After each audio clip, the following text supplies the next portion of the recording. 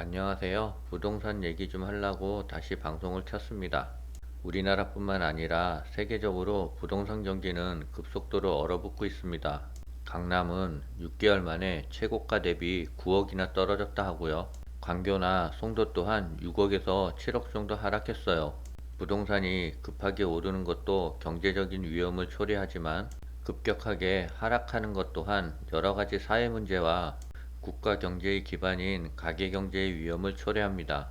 또한 부동산 거래가 안 되면 지방세 확보가 어려워 지방정부는 재정상 어려움을 겪게 됩니다. 그래서 요즘 정부는 부동산 연착륙을 위해서 여러 가지 완화 대책을 발표하고 있는데요. 지난 8일 국토부에서는 재건축 안전진단 합리화 방안을 발표했습니다. 재건축은 30년 된 아파트를 대상으로 할 수 있는 제도인데요. 재건축을 처음 진행하기 위해서는 예비안전진단과 정밀안전진단을 받아야 해요. 그런데 대부분 재건축을 하지 못하는 경우는 구조안전진단에서 떨어지는 경우인데요. 구조안전진단은 건물 붕괴의 위험성 등 건물 자체로만 그 항목이 책정되어 있어요. 원래는 구조 안정성이 30점이었는데 문재인 정권으로 바뀌면서 50점으로 늘어났어요. 그래서 30년이 지나고 40년이 된 아파트들도 재건축을 하기는 힘들었습니다. 국토부 보도자료를 한번 읽어볼게요. 주거환경중심평가 안전진단임에도 불구하고 현재 구조 안정성 점수를 전체의 50%의 비중으로 반영하다 보니 재건축 판정 여부가 구조 안전성 점수에 크게 좌우되는 문제가 발생하고 있다.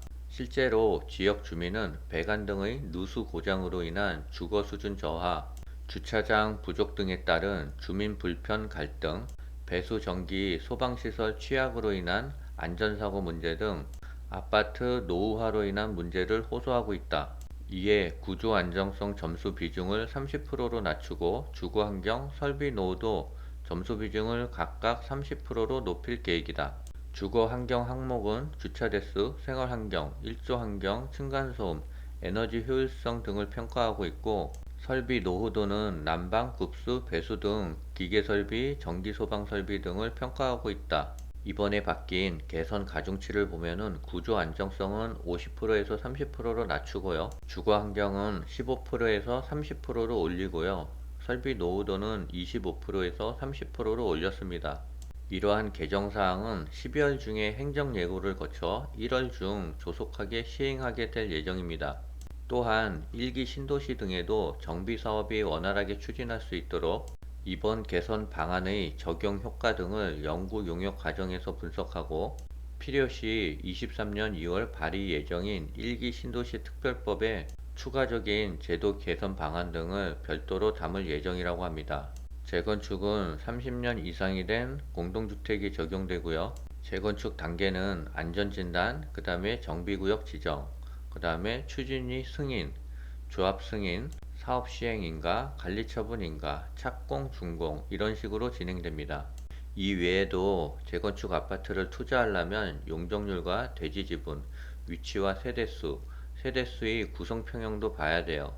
지금은 부동산 침체기라 당장 재건축 아파트 투자를 하라는 것은 아니고요.